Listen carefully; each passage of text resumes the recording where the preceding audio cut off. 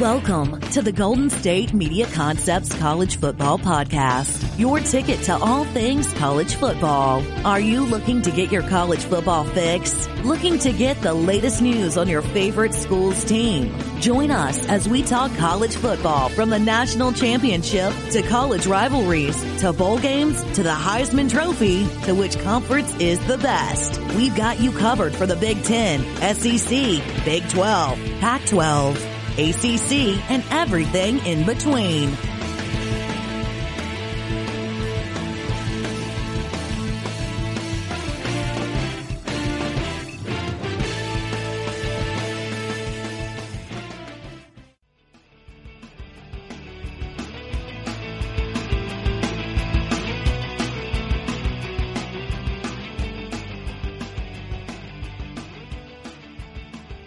What's going on, everybody? GSMC College Football Podcast on the GSMC Podcast Network. It is your host, Ethan, man. It is Monday. So you already know what it is, man. We had a full-fledged schedule of college football coming on. You know, the ACC played. We had some Big 12 action. It was a good time, man. It was a interesting Saturday, to say the least. There was some upsets. There were some teams that looked kind of shaky and some teams that basically answered a lot of the questions that we thought that we were going to have coming in.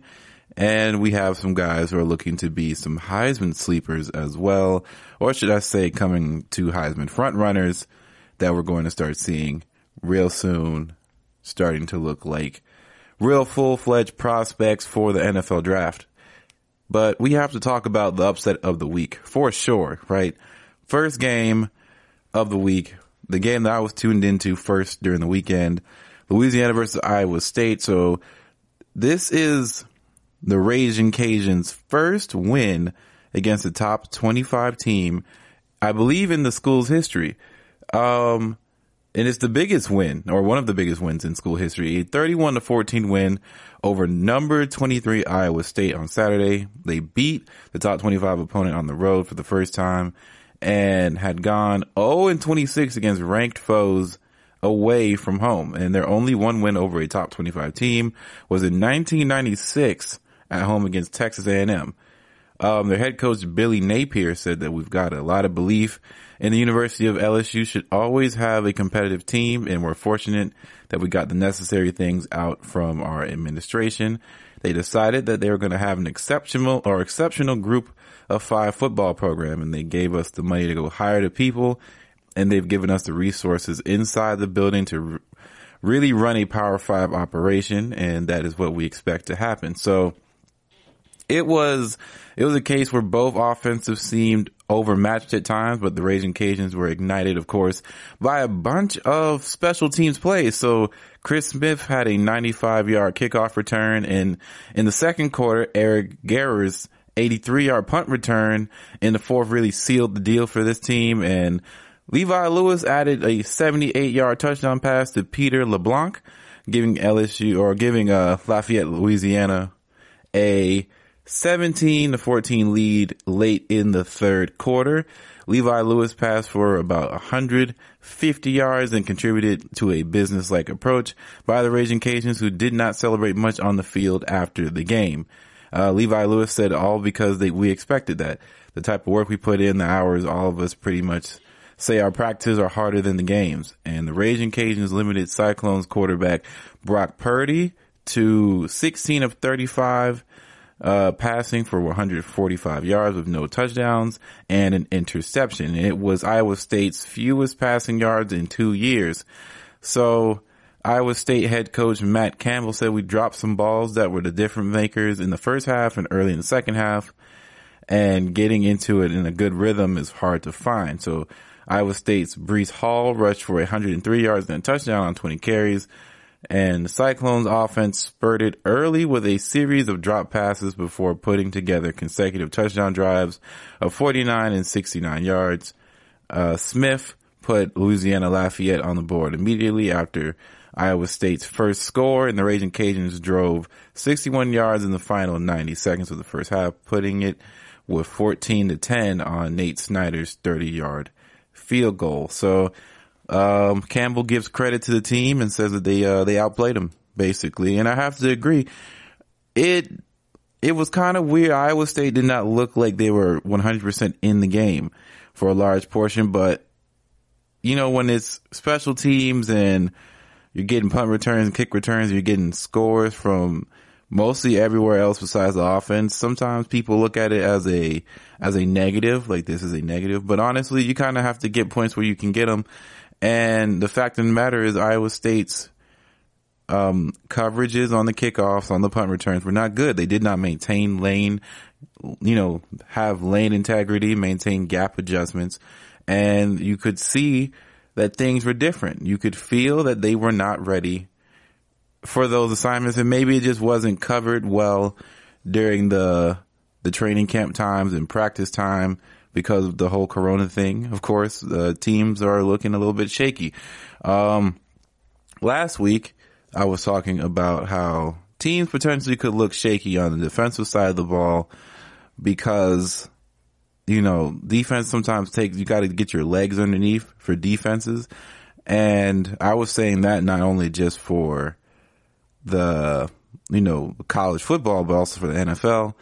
And as of right now, that take isn't doing so hot right now, to be completely honest. Defenses are looking pretty good for the most part. Defense, people are flying around. They're playing fast and physical. So that's the thing. I think a lot of teams around this league and around in college football are playing very fast and very physical brands of football right now and are figuring things out as they go and adjusting, which is a good thing that they should do. And offenses are kind of trying to figure some things out. There's some scheme stuff that teams are trying to implement and trying to handle that may not always be there all the time. And sometimes bad reads happen or miscommunications because of, lack of reps. And we forget that, there's a large amount of reps that have been missed due to lack of practices. Certain teams have had more practice than others, and some teams have had, full shutdowns in the middle of practices that others have not been privy to in recent times. So there's a lot of different things that go on the table for different teams that could either benefit or hurt you at this point in the season.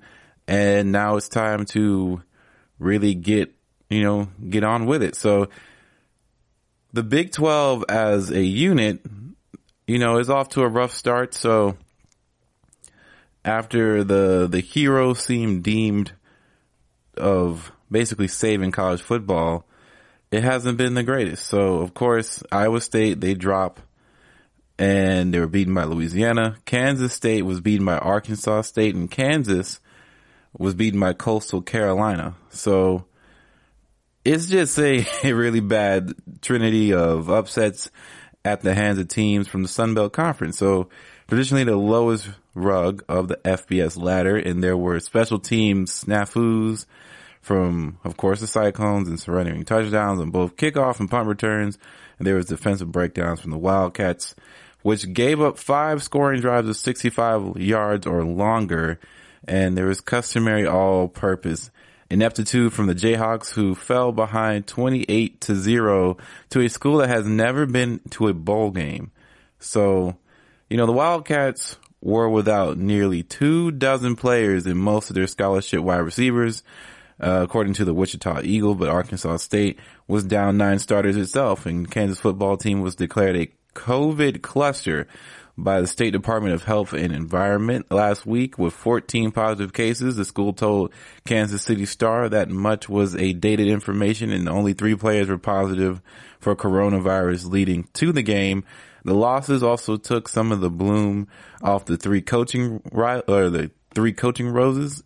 Everyone loves Iowa State's Matt Campbell, but his team was pretty big disappointment last year at a 7-6 record after starting the season with a lot of hype, and now he's added to the bust to a recent body of work. K-State coach Chris Kleiman had a promising first season going 8-5 and upsetting Oklahoma, but this was a big backslide. It did not look good. And of course, Les Miles, the big name hire by athletic director who loves splashy hires, is 3-10 and appears fully capable of continuing the Kansas tradition of utter futility. So it's not looking good.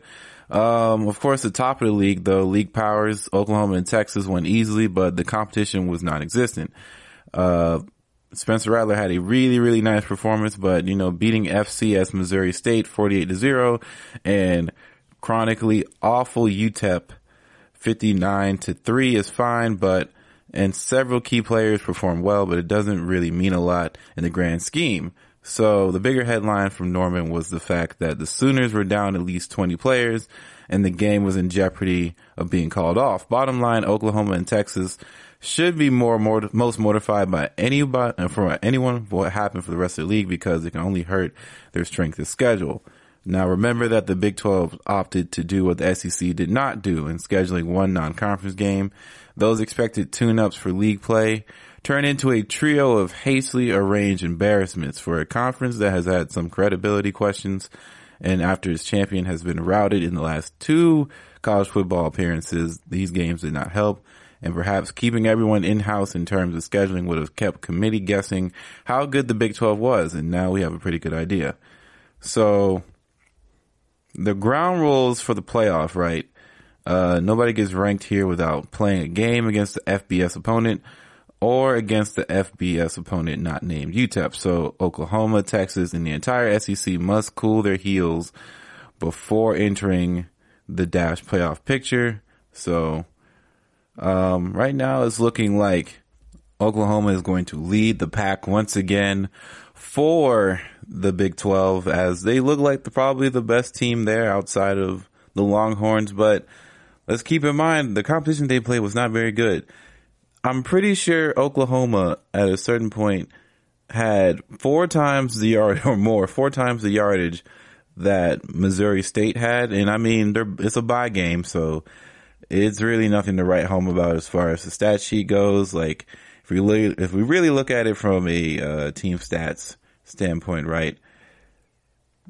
The Missouri State went 0 for 11 in third down efficiency. Oklahoma went 6 of 12, so they basically went 50% on third downs. Total yards, they had 135, and that was probably due to them putting out like a bunch of players at a certain point, because at a certain point they only had like 48 yards, I remember.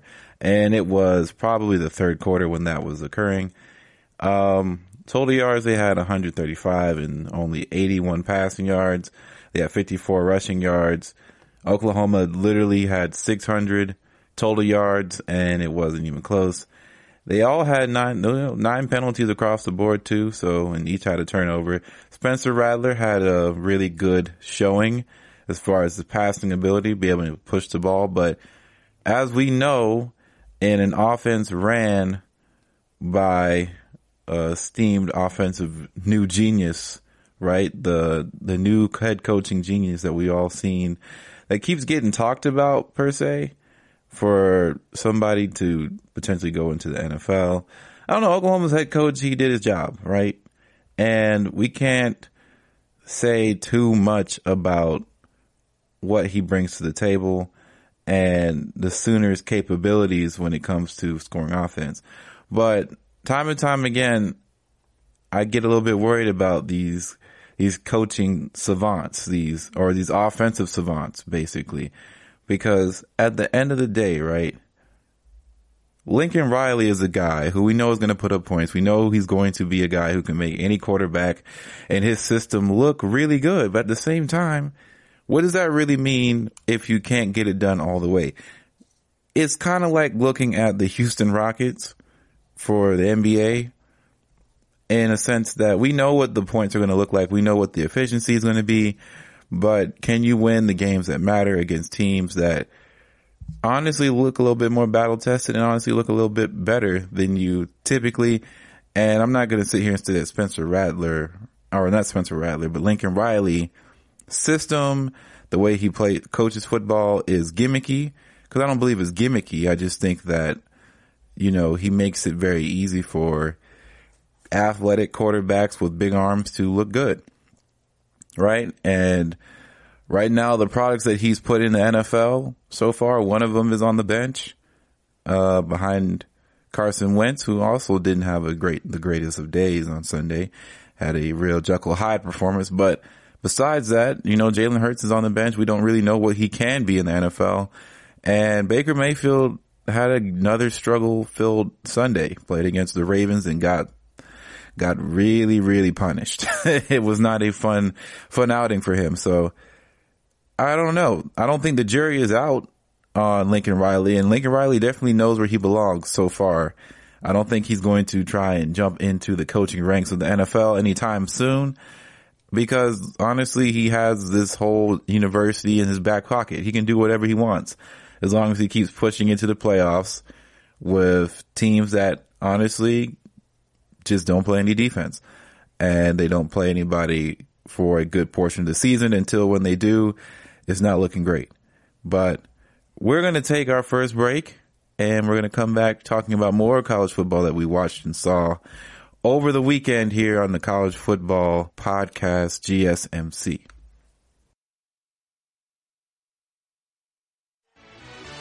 Are you looking for the very best NFL and college football podcast? Then check out the GSMC Football Podcast. Get the latest football news both on and off the field. From the NFL Draft to trades to the rumor mill to the NFL Combines. They got you covered. That's GSMCpodcast.com/football-podcast. Get updates on college rivalries, game day insights, and much, much more. It's football talk the way you want it. This show eats, sleeps, and breathes football. Don't forget to like them on Facebook and follow them on Twitter. Visit GSMCpodcast.com for more info.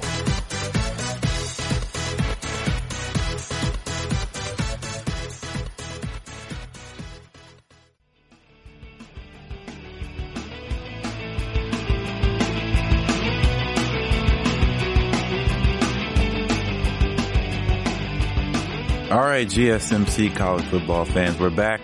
And we got to get into the bigger stories of this weekend for college football. And that really all revolves around the ACC for the most part. So the ACC had a slew of games that had some similar levels of importance, because we had to see to believe some certain teams, and some teams showed up and other teams kind of showed up in some ways that weren't always the best. But I think that for the most part, we saw some teams that really did what they needed to do. UNC ranked 18th, right? They're ranked 18th. They're going to go up, I believe. I think they're going to rise in the AP poll a bit. And they looked pretty good. They found a way to get their offense going. It was a bit of a struggle in the first quarter, in the first half in general. So they only had one touchdown in the first half. And in the second half, they didn't score another touchdown until the fourth quarter, where they had 21 total points in the fourth quarter, but they were able to get it done. And Sam Howell looked really well, 25 for 34, 295 yards, one touchdown. He did throw 2 picks, which is not great, but they did end up handling business. So for right now, their offense does look pretty explosive, to say the least. They had a plethora of guys who can carry the football around. Javonte Williams had 3 individual rushing touchdowns. Michael Carter had the ball 7 times for 78 carries, and he had a 45-yard run to go along with all of that.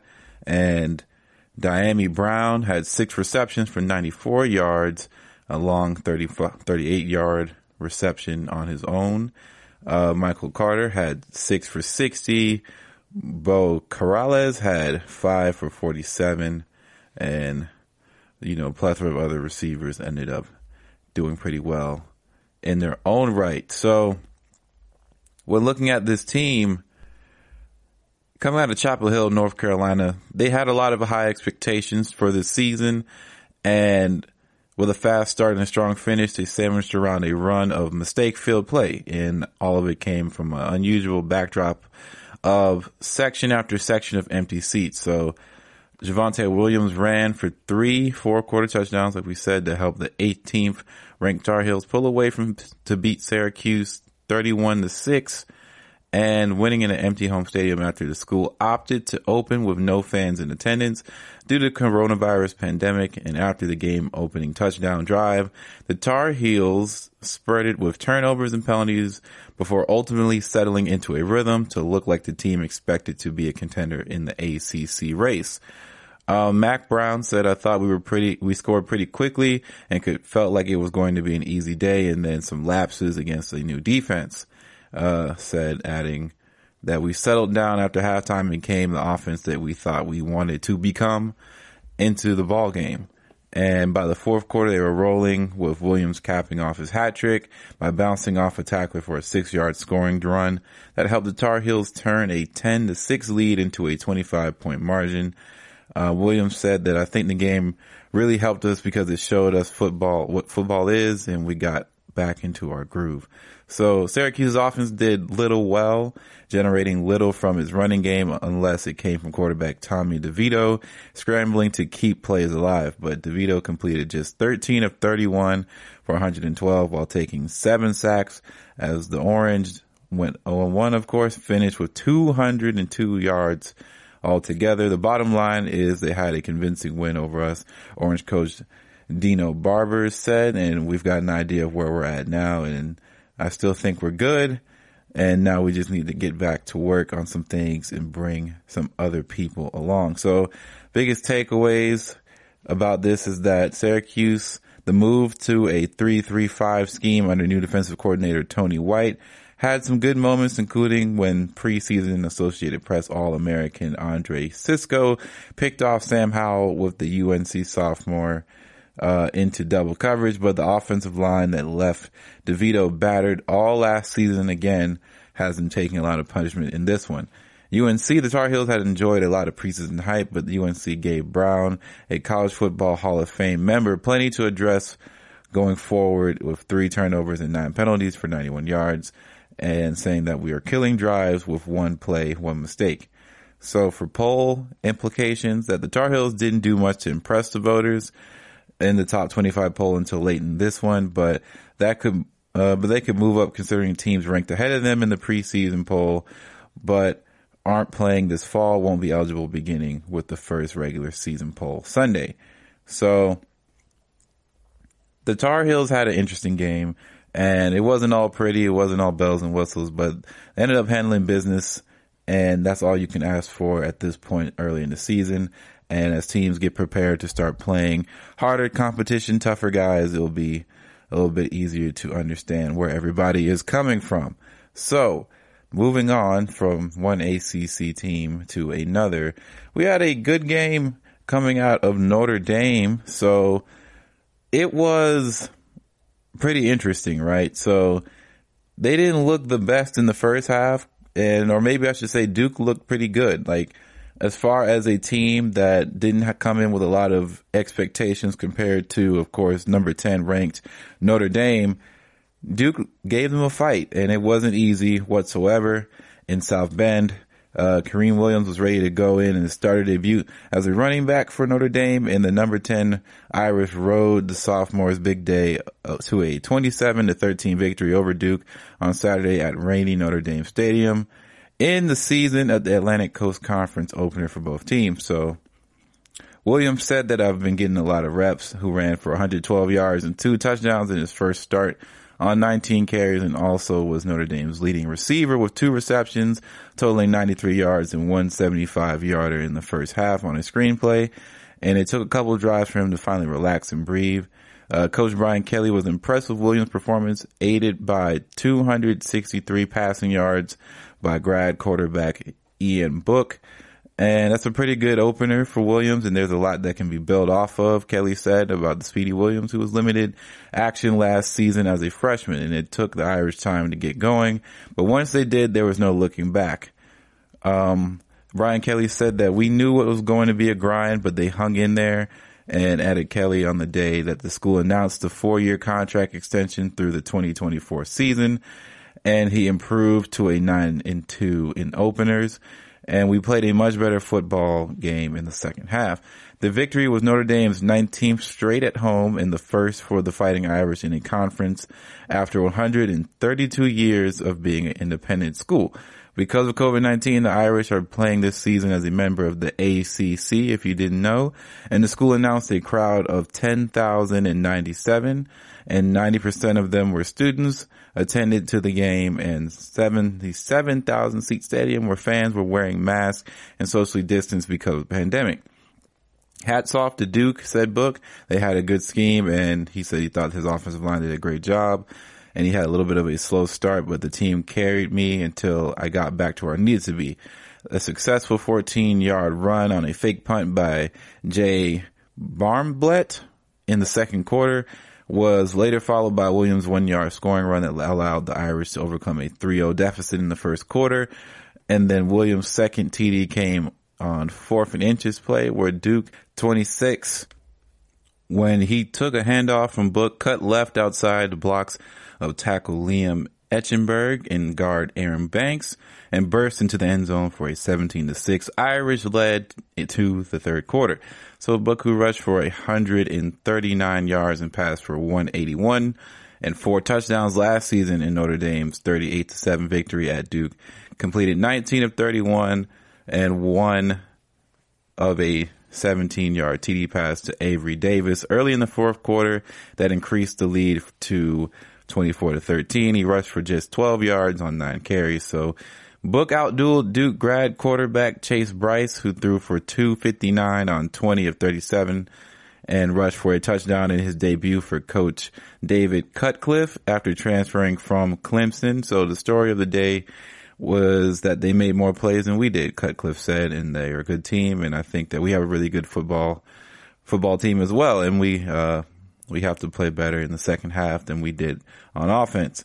The Irish, who outgained 151-13 in the first quarter as the Blue Devils took a 3-0 lead in the first of Charlie Ham's 2 field goals, took a 10-6 halftime lead when Jonathan Dwyer nailed a 48-yard field goal in his first of 2 successful field goals as time expired. The Blue Devils, who had 246 yards at halftime, had just 82 after halftime, and Notre Dame finished with a 439-334 edge in total offense, including 176-75 advantage on the ground. So the takeaways are Duke, despite 2 field goals in the first half by Charlie Ham, the Blue Devils looked impressive moving the ball behind Bryce, who was a backup to Trevor Lawrence in Clemson's last championship team 2 seasons ago, and Bryce completed 13 of 25 for 195 yards as Duke's no-huddle offense outgained Notre Dame's 246-228 in the first 30 minutes. And there were times that we were outstanding, Cutcliffe said, but he thinks that they're a really good football team and they need to get comfortable with who we are and what we're doing. Notre Dame, on the other hand, the Fighting Irish, who returned all 5 offensive linemen who started last year, struggled to move the football in the first half, and they were outgained 151-13 by Duke in the first quarter and just had 44 rushing yards on 17 carries, an average of 2.6 yards per carry in the first half after adjustments at halftime. Williams exploded for 79 yards of his yards in the second half. So poll implications that Notre Dame's number 10 spot should move up with this victory, as of course Ohio State, Penn State, and Oregon, other teams in the Big Ten, Pacific, and Big 12 and Mountain West and Mid-American conferences will not be included because those leagues are not playing in 2020. So of course they're going to move up, and that's all they can do is move on up because everybody else is in fact not playing. Now, with the Fighting Irish's first game under wraps, take a look at their schedule real quick. They do play South Florida coming up next, September 19th, and then they play Wake Forest. Florida State, who we'll talk about in a little bit in the next segment. Louisville, who is ranked 18th. Pittsburgh, then Georgia Tech, who had a really, really big time win for their program against Florida State. Then they play number 1 Clemson November 7th, then Boston College, and then they play North Carolina, and then they finish off the year in Syracuse. So their full ACC schedule, there's some games in there that might be a little bit challenging. Now, Pittsburgh isn't no slouch, right? They're not a chump. Of course, we know what Clemson and who Clemson are, or who Clemson is as a team. And we know North Carolina is a team that can give them some problems. And if Duke's offense is any inclination of what their defense, of what Notre Dame's defense can handle, it's going to be interesting to see what Sam Howell is capable of doing after having a full season underneath his belt, basically going up against the Fighting Irish, and that is going to be a big time game if both teams continue on this path to win. And of course, the biggest game will be against Clemson, because I don't envision Clemson dropping any games before that game, and it's going to be very intriguing. And real quick, so we can go ahead and look at North Carolina's remaining schedule. So, of course, they won against Syracuse. Now they go up against Charlotte, and then Boston College, and then Virginia Tech, Florida State, NC State.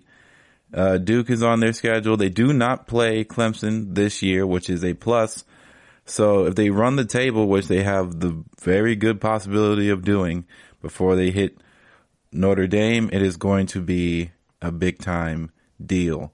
And of course, they play Miami last, who had a pretty good win on Thursday night, which most people probably did not watch because it was on the ACC network of all places. And two, the NFL started back up on NBC, and that was a big time game with Deshaun Watson and, of course, Super Bowl champion Patrick Mahomes. But Miami did end up getting the dub there, and it was a good time. It was a good win for them to start their program off correctly. So they beat UAB as well. So UAB, I believe they were down a few players during this game. So it was not the cleanest win, but it got the job done. And that's all you can ask for, right? The ACC is going to continue to keep rolling through the pandemic, just like the other two leagues, the SEC and the Big 12. And we're going to have all the action here for you. We're going to take another break and keep talking about the ACC as we have 2 games left to cover, and then we'll get into some AP poll stuff and just overall thoughts about how the Saturday went. GSMC. Tired of searching the vast jungle of podcasts? Now listen close and hear this out. There's a podcast network that covers just about everything that you've been searching. Hey! The Golden State Media Concepts Podcast Network is here. Nothing less than a podcast bliss with endless hours of podcast coverage. From news, sports, music, fashion, cooking, entertainment, fantasy, football, and so much more. So stop lurking around and go straight out to the Golden State Media Concepts Podcast Network. Guaranteed to fill that podcast itch. Whatever it may be. Visit us at www.gsmcpodcast.com. Follow us on Facebook and Twitter, and download us on iTunes, SoundCloud, and Google Play.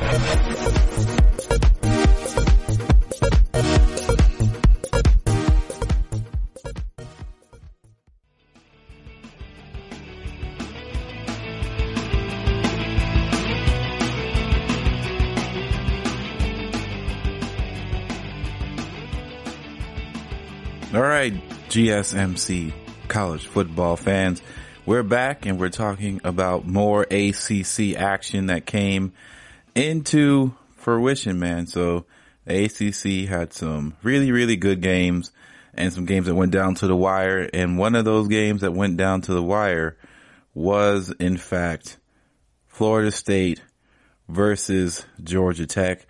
And Georgia Tech ended up taking the W and a big time win. Granted, they were down, I believe, 13-3, I think. And it was not the best game by any stretch of the means by any team, but they were grinded it out, and it was a big time win for them. So they edge out Florida State 16-13 in Tallahassee. So Georgia Tech has not won an ACC road game to open the season since 1996, long before everyone on the roster was born. But the Yellow Jackets have had a significant win to build on year 2 under Jeff Collins. So true freshman Jeff Sims, who was once a Florida State commit, threw for 277 yards and a touchdown at Georgia Tech as Georgia Tech defeated the Seminoles 16-13 on Saturday night. Jordan Mason also ran 14 times for 55 yards, including a 19-yard touchdown run as Georgia Tech won its fourth straight regular season game in the series with Florida State. And head coach Collins said he's just so proud of the men that are in this organization, and they poured their hearts out. Sims completed 24 of 35 passes and had 2 costly interceptions, but also ran for a team leading 64 yards and helped guide Georgia Tech to a season opening win. The Jacksonville, Florida native backed off his pledge to Florida State just days after Mike Norvell was hired in December of 2019. It was a disappointing start for Norvell, who had won all 4 of his season openers at Memphis and had energized the fan base after the Seminoles suffered back-to-back losing seasons. While Sims tossed for 2 first-half interceptions, he helped the Yellow Jackets rally from a 10-0 halftime deficit. First half, we made a lot of mistakes, and I had a lot of mistakes, Sims said. We were driving the ball good, but couldn't finish, and at halftime, we locked in. We told ourselves that we have to cut out the silly mistakes and go out there and execute. The Yellow Jackets gradually pulled even, and Florida State's James Blackman was sacked and fumbled at the Seminoles 15, setting up Georgia Tech with a prime opportunity to go ahead. Jude Kelly had 2 field goal attempts and 1 extra point attempt blocked, but the freshman connected on a 32-yarder with 8:56 to go for the winning margin. The Seminoles used defense and special teams to stay in the game, but lost a season opener for the 4th straight year. Cornerback Asante Samuel Jr. had 2 interceptions and 2 pass breakups for Florida State's Marvin Wilson, blocked a pair of field goal attempts, and Janaris Robinson blocked an extra point attempt. Blackman completed 23 of 43 for 198, but he was largely ineffective after the Seminoles scored a touchdown and a field goal in their first 2 drives. Blackman connected with Keyshawn Helton for a 3-yard touchdown on Florida State's opening drive. The Seminoles had a pair of 4th down chances on their last 2 drives, but fell short. Blackman looked like Tamorion Terry in the last 4th down play with under 2 minutes left, but the pass was into the ground in front of the Seminoles' top receiver. Norvell says that we did good things with the block kicks, but collectively as a football team, we were not consistent enough and we missed out on some opportunities to get them off the field. Had some miscommunication and things that we just absolutely can't have in all phases. Had some critical penalties and some drop passes, obviously 3 turnovers. So in a new look offense, Jeff Sims' 24 completions are the most by a Georgia Tech quarterback since Reggie Ball had 27 versus Duke in 2003. So the Yellow Jackets are making a transition from the option to a spread offense. So the announced attendance was at 17,537 with chair back seating placed in the bleachers around the bowl. In effort to keep fans separate from one another, Florida State officials had expected between 19,000 and 20,000, roughly 25% of the capacity at Doak Campbell Stadium. So that is one of the bigger games that happened this weekend. And what does that mean for Florida State? Well, Norvell has his first loss underneath his belt at Florida State, and it's not end of the world, of course, but it's not a good way to open it up. And to be honest, people projected Georgia Tech to be the worst team in the ACC this year, and it's just does not look to be the case right now. Now, of course, there's a lot of work to do for Georgia Tech to look like a better football team for the rest of the season, but as of right now, they're up right now, right? They got to be in high spirits and ready to go, but they do have a long road ahead to do anything within their conference, and I don't believe their schedule is going to be one that is easy, to say the least. So if we look at Georgia Tech's rest of schedule, for example, let's go ahead and pull that up. They are going to have to play some big time games. They do play UCF this coming weekend. So that is going to be a game on ABC, 3:30 Eastern time. That's going to be a big game. And we're going to have to see what Sims is able to do with a UCF team that definitely likes to show people who they are as a team and remind people where they've been. But UCF is a big time team that is going to try and keep going. Syracuse is next on that list, then Louisville, then Clemson back to back, which is going to be a tough time for Georgia Tech. Louisville is no slouch. And of course we know Clemson is no slouch, as they are one of the better teams in the conference, or should I say in the world. Might be the best team in the world in college football. Then Boston College, then Notre Dame, then Pittsburgh, then Miami, then Duke, then NC State. The only big team that they lose to see against is North Carolina. So they play basically everybody else who is really good in the conference, and it's going to be a struggle on the back end. November or late October to late November is going to be game after game after game of challenges for the Yellow Jackets. So I hope they are ready and prepped and they can build on this win.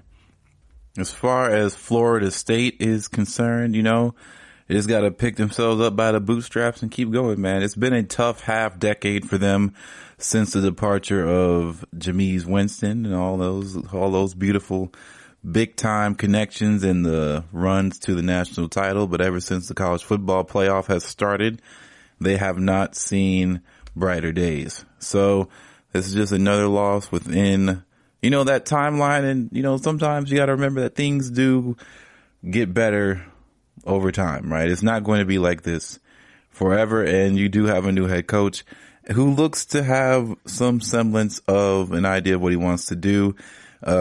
Looking at how people from Seminoles culture, you know, the people who enjoy Florida State, what they've been saying is that, you know, even though it was a loss, it was a lot better than what they had previously, as in there were some play calls and decision making in the coaching ranks that were very healthy to see. That was not something that you typically saw underneath previous head coach for Florida State. So they, of course, are going to play a gauntlet of a schedule in their own right. So they go up against Miami next week, which is a big time win or a big time game that they'll have to play in order to get the win. Then Jacksonville State, then Notre Dame, North Carolina, Louisville, Pittsburgh, NC State, then Clemson. That is October to mid-November is going to be a lot of pain for Florida State. That's not going to be easy. And a lot of their games are to be announced. But you have to admit, we know what the games are going to be marquee for sure for Florida State. They're going to be on TV a lot. And I don't know if that's going to be a good thing or a bad thing for them. They're just going to have to hope and see what happens with the rest of their schedule. And hopefully Mike Norvell can get them turned around.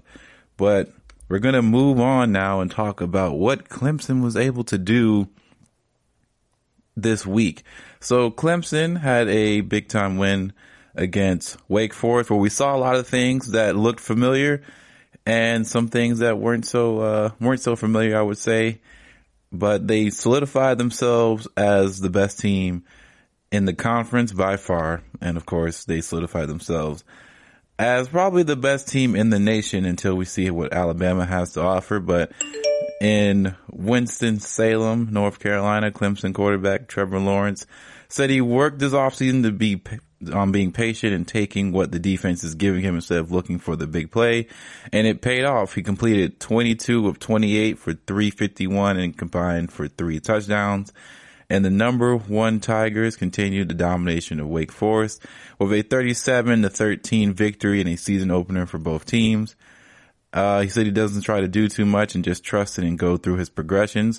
Travis Etienne ran for 102 yards and a touchdown for Clemson, which improved to 70-5 since the start of the 2015 season underneath Dabo Swinney. Trevor Lawrence or Dabo Swinney said he knew it was probably going to get a little sloppy, but it was going to make our team better. The Heisman Trophy hopeful looked for a solid form against the Demon Deacons, and after going to 3-and-out with a bad 16-yard sack on the first play, Clemson scored on its next 3 possessions, including a pair of short walking touchdowns by Trevor Lawrence to take a 17-0 lead. On both occasions, the Demon Deacons sold out on a fake handoff to ETN, allowing Lawrence a free path to the end zone. Clemson now has outscored Wake Forest 152-19 over the last 3 seasons, holding the Demon Deacons only to just 1 touchdown.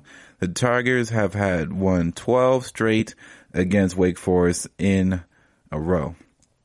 ETN averaged nearly 6 yards per carry and repeatedly picked up yards after initial contact by breaking tackles.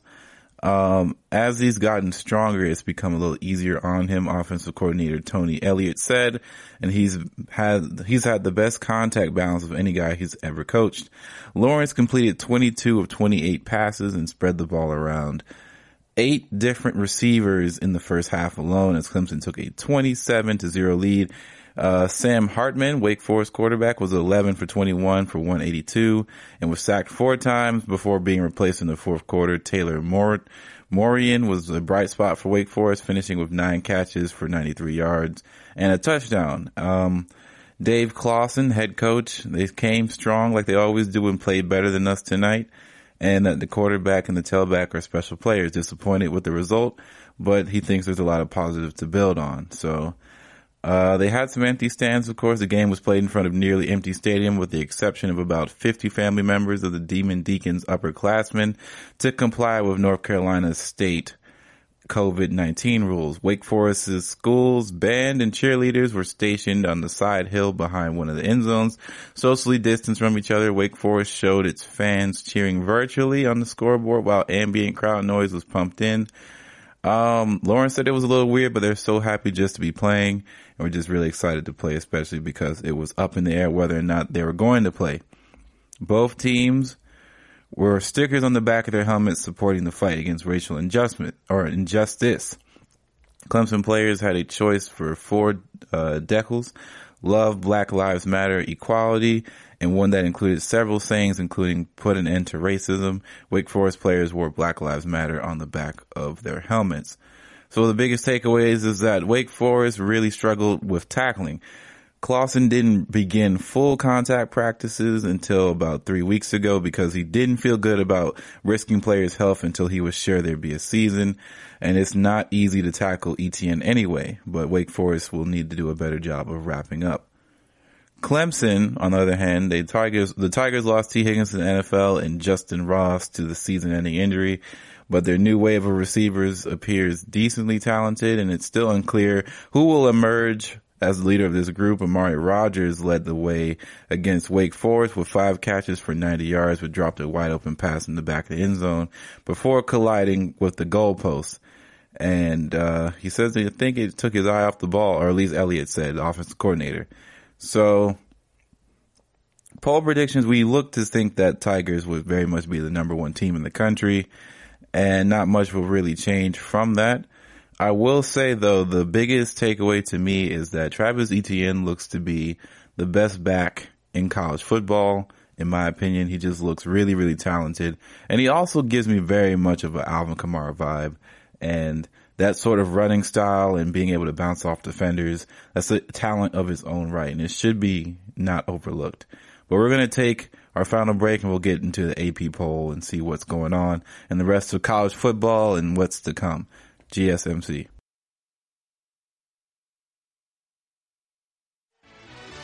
Are you looking for help for your fantasy football team? Check out the GSMC Fantasy Football Podcast. Get today's best advice on who to start, who to sit, even who you should draft. From sleeper picks to red hot lineups, they got it all covered for you. That's GSMCpodcast.com/fantasy-football-podcast. We'll cover traditional leagues, dynasty, PPR, even IDP leagues. When you need fantasy help, there's just one show to hit up. Don't forget to like them on Facebook and follow them on Twitter. Visit GSMCpodcast.com for more info.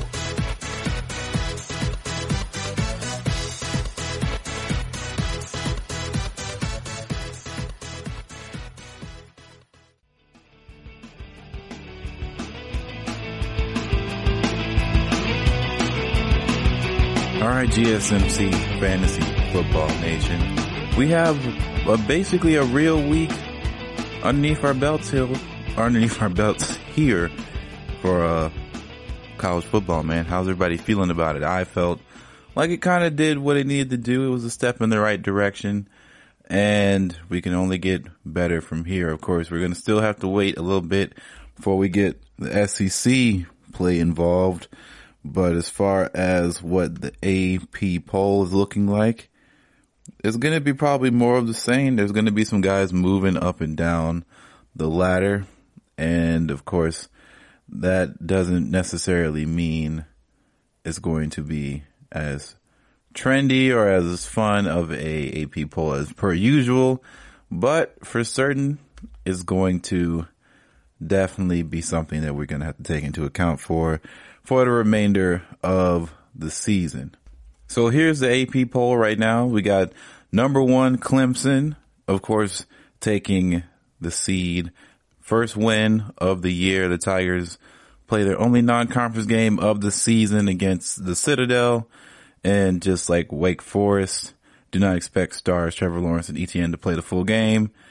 This will be a good opportunity for Clemson to get more reps for their freshmen that they saw in week 1, including quarterback DJ and running back Kobe Pace, receiver Aju, and defensive standouts Miles Murphy and Brian Brees. One of the biggest objectives in the early part of the season is to build depth, and this game should provide the opportunity to do that before Clemson resumes ACC play for the rest of the way. Alabama and the return of Dylan Moses can't be overstated. And what the veteran linebacker was lost for a season due to a knee injury, the defense took a major step back. And you saw it against LSU and Auburn and in games between. But now he's back, and there's going to be some real depth on the defensive side of the football. And don't be surprised we see more of the Alabama of old. So Alabama is number 2 in the rankings. Number 3 is Oklahoma. And it's hard not to look at OU's schedule as anything but run up to Red River. The Sooners get a bye week following their easy win past Missouri State, and they'll face a pair of conference foes licking their wounds after Kansas State on September 26th, Iowa State on October 3rd. And it's then time for Texas team that looked about as good as the Sooners did Saturday evening. Honestly, the biggest hurdle for Oklahoma, as with about everyone else, is getting its positive COVID tests under control, as 17 players sat out Saturday's win for testing positive to COVID-19. Number 4 is Georgia on the list. So at the very least, the loss of Jamie Newman was a blow of quality in the depth of quarterback room during a season in which depth could mean more than ever, or it could matter more than ever, should I say. What's more is the transfer everyone expects to jump right in is JT Daniels, who suffered a season-ending knee injury last year and still hasn't been officially cleared to play. If Daniels is cleared, and half the player Bulldogs fans hope he will be, a trip to the playoff may not just be out of the question. Number 5 is Florida. So the Gators lost their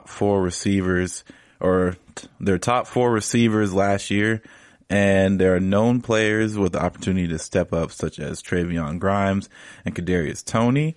And watch for some new faces to potentially emerge. So far through camp, true freshman Xavier Henderson, the brother of former Gators cornerback CJ Henderson, and Jaquavion Ferris has earned praise. And then there's Penn State transfer Justin Shorter, not eligible to play this season. Number 6 is LSU, so depth is a huge concern in Baton Rouge, where the 2020 NFL Draft robbed the Tigers of 15 starters, not to mention recent opt-outs of Jamar Chase, defensive lineman Tyler Shelvin. Sure, Derek Stingley Jr. and Terrace Marshall Jr. are back, but if you're Miles Brennan, you're finally getting your chance to start at quarterback, and you have to wonder where everybody went, for sure. Number 7 is Notre Dame, so Coach Brian Kelly said that it's going to take some time for quarterback Ian Book to build chemistry with one of the new offensive players, which includes running back Karen Williams, and freshman Michael Mayer and Chris Tyree all trying to get into rhythm. It looked as though they started to find that rhythm in the second half of Saturday's win over Duke, but they're going to need to keep building with Louisville, Pitt, Clemson, and North Carolina all on the schedule. The defense should be fine, but Notre Dame's shot at making the college football playoff probably will rest on how far that offense can take it. Number 8 is Auburn, so pay close attention to both lines of scrimmage. When the Tigers kick off this season, the offensive line is going to be almost entirely rebuilt, which can be a good or a bad thing depending on how you view last season. The defensive line without stars Derek Brown and Montravius Adams has some huge holes to fill, but good news is that the confidence in the young talent up front on defense, anchored by the return of veteran Big Cat Bryant. Number 9 is Texas. So after cruising past UTEP, the Longhorns will travel to Texas Tech in 2 weeks, looking to pick up another win against a team from West Texas. The Red Raiders look pretty vulnerable after sleepwalking their way through a 35-27 win against FCS Houston Baptist in their opener, and then it's only TCU between the Longhorns and Oklahoma in the Red River rivalry on October 10th. Number 10 is Texas A&M. So year 3 under Jimbo Fisher was scheduled to be a big opportunity and followed a grueling 2019 schedule. The 10-game SEC schedule will pose a tougher test than anticipated, but hopes are still high. Quarterback Kellen Mond is a senior and has earned praise from Fisher and Mike Elko's defense has a depth and SEC-ready front line. So we'll see real quick September 26th visit from Vanderbilt and followed by a test against Alabama on October 3rd just to see what they're made of. Number 11 is Oklahoma State. So Mike Gundy's high upside Cowboys had their season opener against Tulsa postponed for a week, so they'll have to wait a little bit longer to get our primary OSU questions answered. Is quarterback Spencer Sanders ready for a breakthrough? And is the remodeled offensive line stable out the gates? And is the Pokes defense going to stand up against the run better than it did last year? So get positive answers in 2 of those 3, and OSU could live up to its top 15 hype. Number 12 is North Carolina. So North Carolina made plenty of mistakes, of course, in their opener against Syracuse, but there might be a positive in the long run. It's clear that the O-line has some work to do, and a bevy of special teams blunders should provide plenty of fodder for Mac Brown to push his team in practice this week, but in the next weeks versus Charlotte and at Boston College should provide some additional runway to refine some of the rough edges before the Heels host Virginia Tech on October 10th, a game that should provide a lot more evidence on whether this team is genuinely ready to contend for an ACC title. Number 13 is Cincinnati, and it's the first game of the season, doesn't start until Saturday, for the Bearcats, and it should be an advantage compared for some of the top 25 teams with little more time to prepare. Any advantage that will help this season could be another step forward for this program that went 11-3 in 2019. And among those 3 losses came to Memphis, including a loss in the Tigers in the conference championship game. This season, Cincinnati returns a lot of key players, including quarterback Desmond Ritter, leading receiver Alec Pierce, and the leader in tackles on defense, Derek Forrest. The Bearcats will be tested early with Army in their second week and will have to get through SMU, Memphis, UCF later on in the season, but there's a good chance that they take home a top spot in the ACC. Number 14 is UCF, so the Knights only one non-conference game against a Power 5 team this season, and it happens to be against Georgia Tech. And while the Yellow Jackets were not among the top tier in the ACC, they will be UCF's only opportunity in that all-important strength of schedule category in the college football playoff. Always points to during the selection time, and it's never too early to look ahead. UCF has 10 players decide to opt out, and one of the biggest names was starting cornerback Tay Gowan, and we're going to have to watch Zamari Maxwell step into the starting lineup. Number 15 is Tennessee. The Vols are waiting to hear whether Georgia transfer Cade Mays' appeal to be eligible right away is successful, and if he's granted eligibility to play this season, Tennessee should have one of the best offensive lines in SEC. And even if Mays doesn't win his appeal, one of the strengths of the Vols will be their offensive line with All-American guard Trey Smith and veteran center Brandon Kennedy manning the interior. And there will always be some good competition in preseason up front, creating a kind of depth that will come in handy for the Vols as they work their way through an SEC schedule. Number 16 is Memphis, as the Tigers were going to have an upcoming week off. Their AAC opener against Houston was postponed because of issues related to COVID-19. Memphis stopped because a significant number of individuals inside the program were put into quarantine post-coronavirus protocols, and now at the earliest, we'll see Memphis on September 25th in San Antonio when they take on UTSA, which opened up its season with a win against Texas State. Number 17 is Miami. So Miami's offense was a decent debut in the opener against UAB, as Derek King just gave you a small glimpse as to why he's such a game changer. The matchup against Louisville gives Miami the opportunity to build on its start, specifically in the passing game against a defense that has many questions, and the Hurricanes torched the Cards for 52 points and nearly 500 yards in offense in their game last November. And that was way before the move into the tempo spread. The Cardinals host Miami Hurricanes on Saturday night, of course, as they are number 18, and they're kicking off the ACC play for both teams. Miami was the first Power 5 school to play football this season, beating UAB on Thursday night. And if Louisville has a similar night on offense as it did against Western Kentucky, this should be a barn burner for sure. So offense all around. Number 19 is the Ragin' Cajuns. So Louisiana.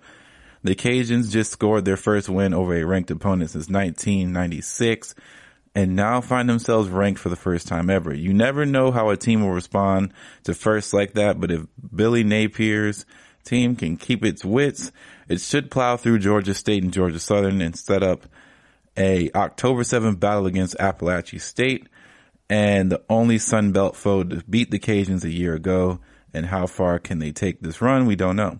Number 20 is Virginia Tech, as the Hokies season opener in September 19th against rival Virginia was postponed because of COVID-19 concerns.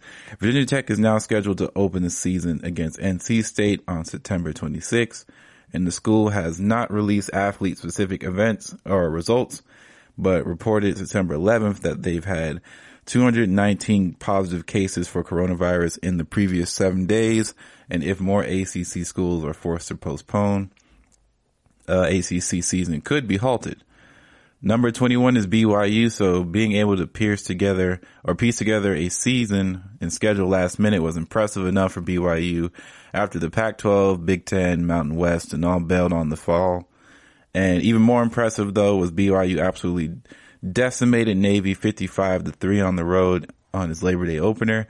The scheduling challenges could linger, but BYU's game against Army this Saturday was postponed because of a small number of positive COVID-19 test results and resulting in contact tracing within the BYU program.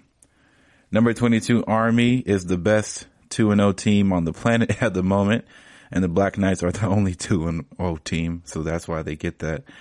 But after a year's injury-riddled stumble to 5-8, it appears that Jeff Monken's squad has gotten back up to speed, beating its first two opponents by a combined 79-7.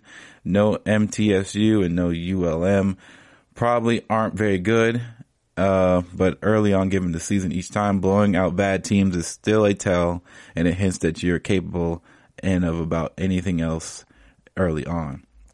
Number 23 is Kentucky, and the Wildcats could be the most underrated team in the SEC. It's certainly possible when you consider what Mark Stoops has built in Lexington over the past few years. One of the more overarching questions is how healthy quarterback Terry Wilson is after missing a host of last season, or most of last season, because of an injury. His ability to run and pass the football, coupled with strong offensive line and yet another solid defense, could make Kentucky a threat in SEC East powerhouse, Georgia and Florida. Number 24 is Appalachian State, as the Mountaineers travel to Marshall, which is coming off a 59-0 win against Eastern Kentucky. The Thundering Herd have an experienced and talented bunch, and if App State is able to run the football the way it did against Charlotte, it should have a good trip for the Mountaineers. And Marshall has won the past two contests in 1996 and 2002, though Appalachian State leads the series 14-8. And finally, number 25 is Pittsburgh, as the Panthers go off on such a fast start against FCS foe Austin Peay with a 42-0 at the break. So the teams agreed to a 10-minute quarters in the second half due to the blowout, which is something I've never even heard of before.